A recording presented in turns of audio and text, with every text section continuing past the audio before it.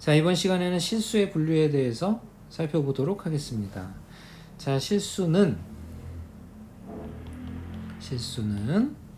자, 크게 다시 유리수와 무리수로 나뉘게 됩니다.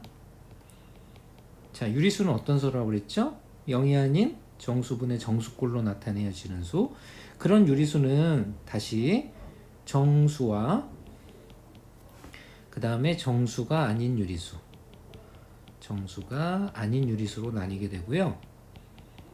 그 다음에 정수는 다시 양의 정수와 그 다음에 영과 음의 정수라는 수들로 나뉘게 되죠. 자, 이 중에서 특히 우리 양의 정수는 자연수라고 부르기도 하지요. 자, 그러면 어떤 수들이 있느냐? 먼저 양의 정수 작은 것부터 한번 볼까요? 양의 정수는 1, 2, 3 이렇게 계속 나가는 수들을 양의 정수라고 하고요. 0은 당연히 0을 얘기하겠죠? 그 다음에 음의 정수는 이 자연수들의 부호 마이너스를 붙인 수들을 얘기하게 됩니다. 마이너스 1, 마이너스 2, 마이너스 3 이렇게 나가는 수들을 바로 음의 정수라고 얘기를 하게 돼요.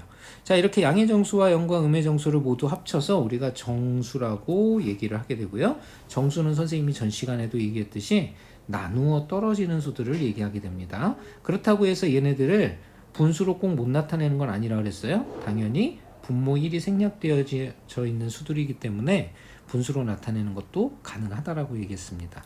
자, 그 다음에 정수가 아닌 유리수에는 바로 어떤 것들이 있냐면 분수 또는 소수를 얘기하게 됩니다. 분수 또는 소수. 그래서 분수는 당연히 3분의 1이라든지 그 다음에 7분의 5라든지 이런 수들을 얘기하겠죠. 그 다음에 소수는 0.1 그 다음에 2.9 이런 수들 이렇게 나가는 수들을 얘기하게 됩니다. 이것들도 전부 다 분수로 바꿀 수 있기 때문에 유리수의 범주 안에 들어가게 됩니다. 자, 그 다음에 이제 무리수는 선생님이 전 시간에 얘기했듯이 비순환 무한소수를 얘기하게 된다고 그랬죠.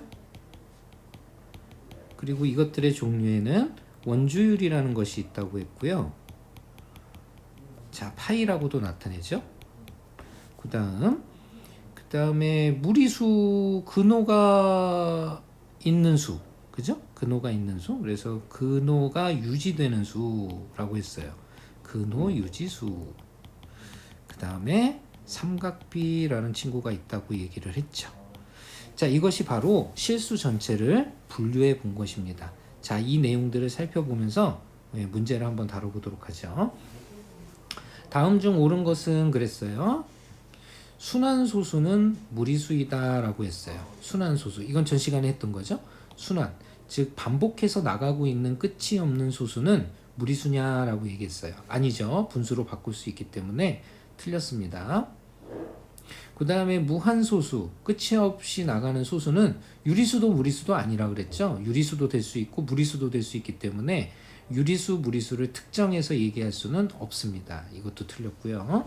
세 번째, 무리수와 무리수의 합은 항상 무리수이다? 자, 안 된다고 했어요. 선생님이 루트 2와 마이너스 루트 2, 이 두 무리수를 더했을 때를 예를 들어 드렸죠. 0이 된다는 거 알 수 있었어요. 3번도 안 됩니다. 정답은 나와버렸는데요. 그래도 마저 보죠. 유한소수, 즉 끝이 있는 소수는 유리수냐라고 그랬어요. 맞죠? 4번 맞고요. 그 다음에 수직선은 실수에 대응하는 점들 전체로 완전히 메울 수 있다. 실수라는 것은 유리수와 무리수로 나뉜다 그랬죠. 그래서 유리수, 무리수를 전부 다 점으로 찍어서 나타내면 바로 수직선 전체가 된다, 이런 뜻이에요.